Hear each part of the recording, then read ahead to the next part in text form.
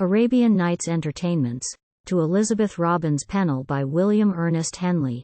Omise cheres Mille et Une Nuits, Fantasio. Once on a time there was a little boy, a master-mage by virtue of a book of magic. Oh, so magical it filled his life with visionary pomps processional. And powers passed with him where he passed. And thrones and dominations, glaived and plumed and mailed, thronged in the criss-cross streets, the palaces pell-mell with playing fields, domes, cloisters, dungeons, caverns, tents, arcades, of the unseen, silent city, in his soul pavilioned jealously, and hid as in the dusk, profound, green stillnesses of some enchanted mirror. I shut mine eyes, and lo! A flickering snatch of memory that floats upon the face of a pool of darkness 35 dead years deep. Antic and girlish broideries and skirts and silly shoes with straps and a broad ribboned leghorn. He walks plain in the shadow of a church street. Michael's, in whose brazen call to curfew his first wails of wrath were whelmed, sedate for all his haste to be at home, and, nestled in his arm, inciting still to quiet and solitude, boarded in sober drab, with small, square, agitating cuts let in a top of the double-columned, close, Quaker-like print, a book. What but that blessed brief of what is gallantest and best in all the full-shelved libraries of romance? The Book of Rocks, sandalwood, ivory, turbans, ambergris, cream tarts, and lettered apes, and calendars, and ghouls, and genies. Oh, so huge they might have overed the tall Minster Tower hands down, as schoolboys take a post. In truth, the Book of Camaralzaman, Skamselnahar and Sindbad, Scheherazade the Peerless, Bedreddin, Badrulbadour, Cairo and Serendib and Kandahar, and Caspian, and the dim, terrific bulk, ice-ribbed, fiend-visited, isled in spells and storms, of Kaf. That center of miracles, the sole, unparalleled Arabian Nights. Old friends I had a many, kindly and grim familiars, cronies quaint and goblin. Never a wood but housed some Maurice of dainty dapperlings.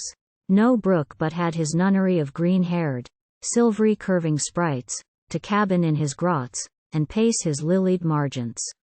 Every lone hillside might open upon elfland. Every stalk that curled about a beanstalk was of the breed of that live ladder by whose delicate rungs you climbed beyond the clouds, and found the farmhouse where the ogre, gorged and drowsy, from his great oak chair, among the flitches and pewters at the fire, called for his fairy harp. And in it flew, and, perching on the kitchen table, sang jocund and jubilant, with a sound of those gay, golden-voured madrigals the shy thrush at mid-May flutes from wet orchards flushed with the triumphing dawn, or blackbirds rioting as they listened still, in old-world woodlands wrapped with an old-world spring, for Pan's own whistle, savage and rich and lewd, and mocked him call for call. I could not pass the half-door where the cobbler sat in view nor figure me the wizen leprechaun, in square-cut, faded reds and buckle-shoes, bent at his work in the hedge-side, and know just how he tapped his brogue, and twitched his wax end this and that way, both with wrists and elbows. In the rich June fields, where the ripe clover drew the bees, and the tall Quakers trembled, and the west wind lulled his half-holiday away beside me lolling and lounging through my own, 'twas good to follow the miller's youngest son on his white horse along the leafy lanes, for at his stirrup linked and ran, not cynical and traipsing, as he loped from wall to wall above the espaliers, but in the bravest tops that market town, a town of tops, could show. Bold, subtle, adventurous, his tail a banner flaunted in disdain of human stratagems and shifts. King over all the Catlins, present and past and future, that mustached artificer of fortunes, Puss in Boots. Or Bluebeard's closet, with its plenishing of meat-hooks, sawdust, blood, and wives that hung like fresh-dressed carcasses, odd-fangled, most a butcher's, part a fairy chamber hazily seen and hazily figured, on dark afternoons and windy nights was visiting of the best. Then, too, The pelt of hoofs out in the roaring darkness told of Herne the hunter in his antlered helm galloping, as with dispatches from the pit, between his hell-born hounds. And Rip Van Winkle. Often I lurked to hear, outside the long, low-timbered tarry wall, the mutter and rumble of the trolling bulls down the lean plank, before they fluttered the pins. For, listening, I could help him play his wonderful game, in those blue, booming hills, with mariners refreshed from kegs not coopered in this our world. But what were these so near, so neighborly fancies to the spell that brought the run of Ali Baba's cave just for the saying, "Open sesame," with gold to measure, peck by peck, in round, brown wooden stoops you borrowed at the chandler's? Or one time made you Aladdin's friend at school, free of his garden of jewels, ring and lamp in perfect trim? Or ladies, fair for all the embrowning scars in their white breasts went laboring under some dread ordinance, which made them whip, and bitterly cry the while, strange curs that cried as they, till there was never a black bitch of all your consorting but might have gone spell-driven miserably for crimes done in the pride of womanhood and desire. Or at the ghostliest altitudes of night, while you lay wondering in a cold, your sense was fearfully purged, and soon Queen Labe, abominable and dear, rose from your side, opened the box of doom, scattered the yellow powder, which I saw like sulphur at the docks in bulk, and muttered certain words you could not hear, and there, a living stream, the brook you bathed in, with its weeds and flags and cresses, glittered and sang out of the hearthrug over the nakedness, fair scrubbed and decent, of your bedroom floor. I was, how many a time, that second calendar, son of a king, on whom 'twas vehemently enjoined, pausing at one mysterious door, to pry no closer, but content his soul with his kind 40.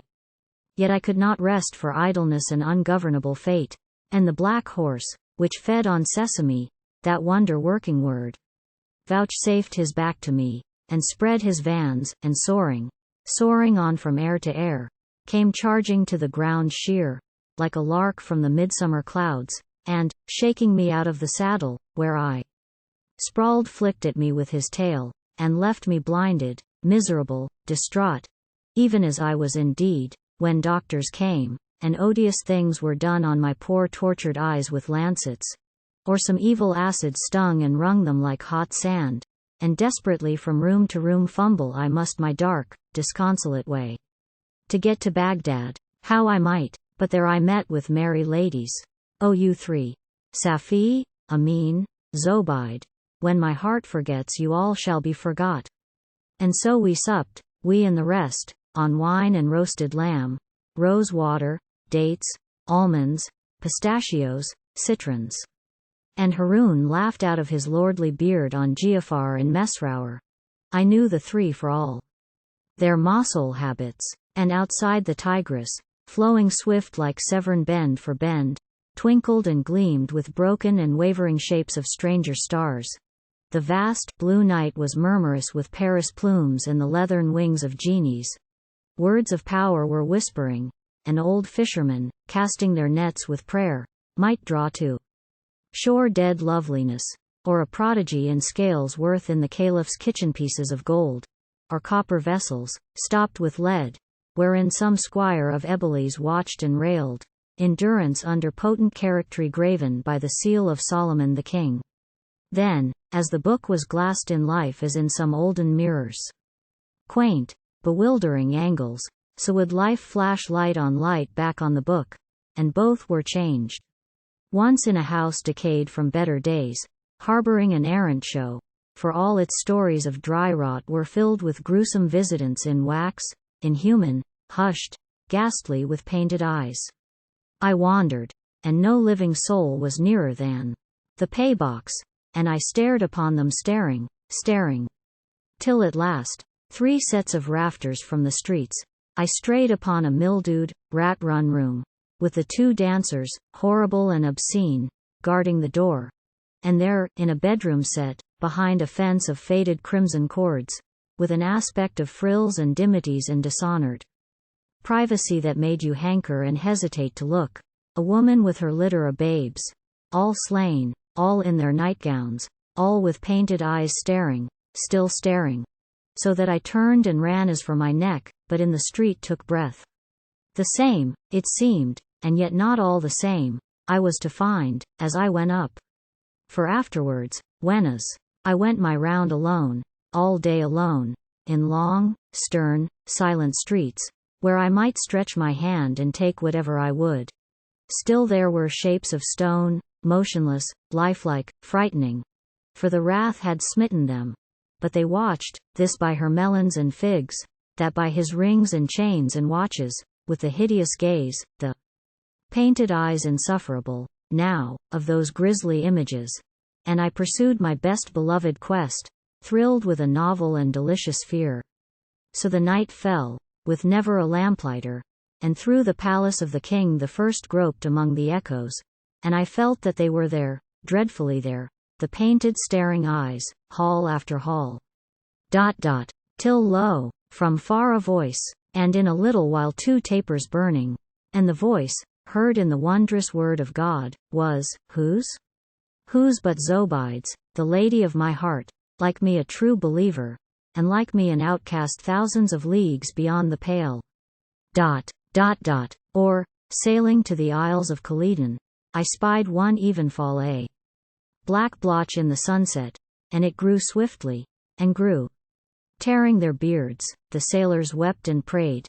But the grave ship, deep laden with spiceries and pearls, went mad, wrenched the long tiller out of the steersman's hand, and, turning broadside on, as the most iron would, was hailed and sucked nearer, and nearer yet, and, all awash. With horrible lurching leaps rushed at that portent, casting a shadow now that swallowed sea and sky.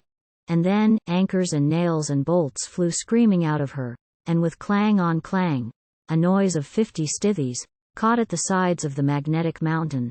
And she lay, a broken bundle of firewood, strewn piecemeal about the waters, and her crew passed shrieking, one by one, and I was left to drown. All the long night I swam.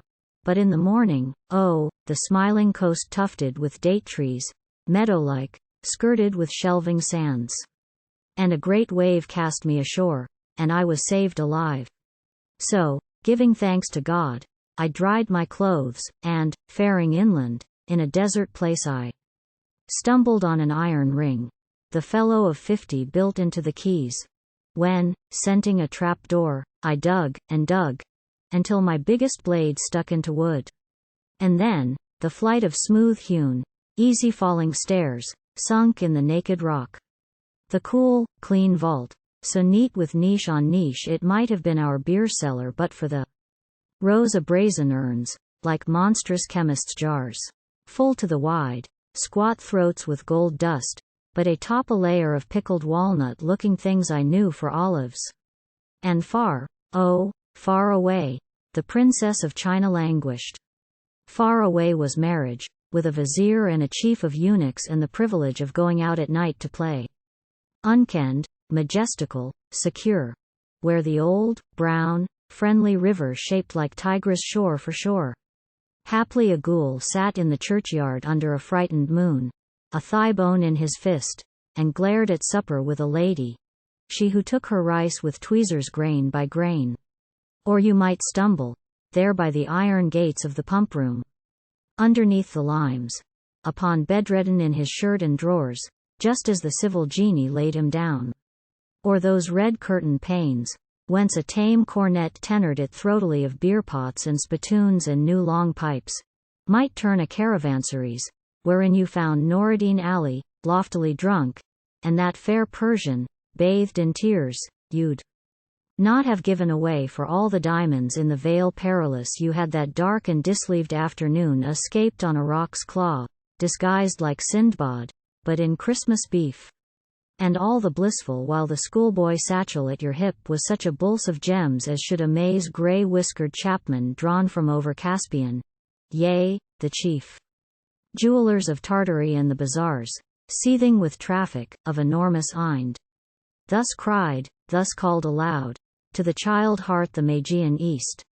Thus the child eyes spelled out the wizard message by the light of the sober, Workaday hours they saw, week in week out, pass, and still pass in the sleepy Minster city, folded kind in ancient Severn's arm, amongst her water meadows and her docks, whose floating populace of ships, galliots and luggers, light-heeled brigantines, bluff barks and rake hell fore and afters, brought to her very doorsteps and geraniums the sense of the world's end. The calls that may not be gainsaid to rise and ride like fire on some high errand of the race. The irresistible appeals for comradeship that sound steadily from the irresistible sea.